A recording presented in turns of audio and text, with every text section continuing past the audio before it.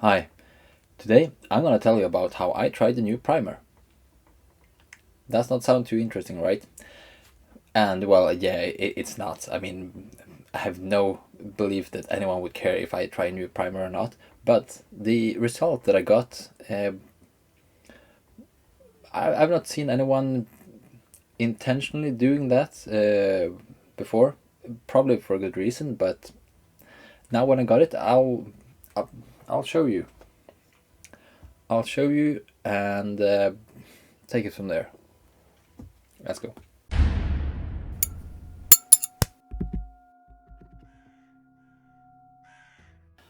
I finally got around to have a go at my pile of metal dwarves, mentioned in a previous video.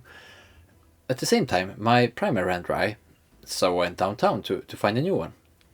And I grabbed a set of black, grey and white from the local artist store, which is a really nice store actually. And as a normal safety procedure, I did a small batch of 4 to try things out. And every now and then you find out why these sort of measures are wise. I did a regular 3-stage zenithal, and everything went according to plan until the final white. It was so chalky that I couldn't even tell while spraying. But as a natural but rather stupid reaction, I followed through with the last few passes, but with the can further away. Like that would help. It probably would have made it even worse. With the paint, instead of hitting the miniature, it formed little individual droplets and then, making it all look little dots all over the place. It was pretty bad.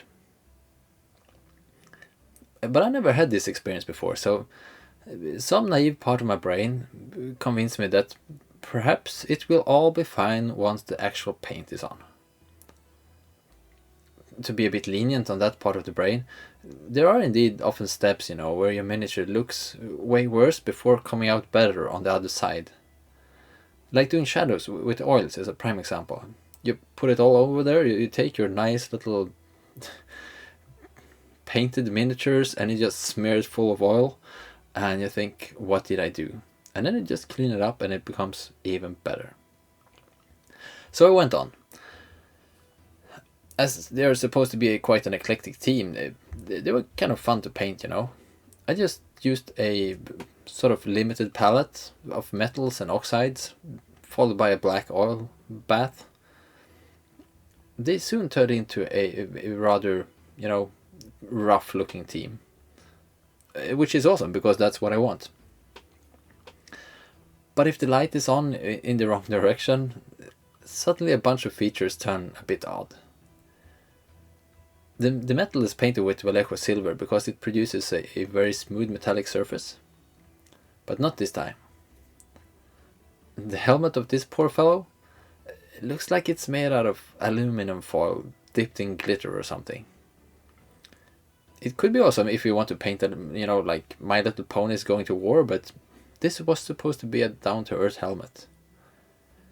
You can really see the difference from the shield, which got primed separately by hand and then painted with the same paint. And then you got things like the flame on the miner's candle. It catches your eye as a bit odd, and when you zoom in, it looks like one of those disgusting marshmallows coated with sugar. Not a success. Adding a marshmallow does not help this guy's self-esteem when he has to carry a pickaxe looking like it's made out of fairy dust. And finally, there's the more practical problem. As these surfaces now are covered in tiny little 3D dots, it means that your fingers exert much more pressure on the highlights. And if you use them as game pieces, you totally have to drench them in varnish not to get all of these little white dots. That actually, I've started getting those just from touching the models while evaluating them. In all of all, I should be kind of fair to say that there are places where this increased texture really adds to the paint job. Like the back of this guy. where I really think that it might actually be the thing that pushes this guy from being the sort of box dark to the Grimdark. But the advantages does not outweigh the disadvantages. I will drench these guys in varnish and keep them as they are. But the rest of the bunch will get the regular black with 2 or 3 steps of dry brush. And this is supposed the moral of the story today. I get it why slapshop is a thing and why it has become so popular. I mean, obviously it existed already before it was a thing. I mean, I also did it before, but then it wasn't cool. I've talked about this before, but yeah. You know, you look at all the videos with instructions where someone is sitting there with an airbrush and make a really, really smooth zenithal base coat and tells you that you can do it with a rattle can too. And yes, you can, but you should be prepared that this will not be the same thing. Obviously, this might be a bad example because, I mean, the paint itself was kind of bad, or at least badly applied. But you should not expect a zenithal done with the rattle can to be the same thing. It is totally viable if you are looking to flesh out your large army with the sort of rank and file, where you never expect to look at one of the individual miniatures. But as soon as you want to do that, don't do the zenithal with the rattle can.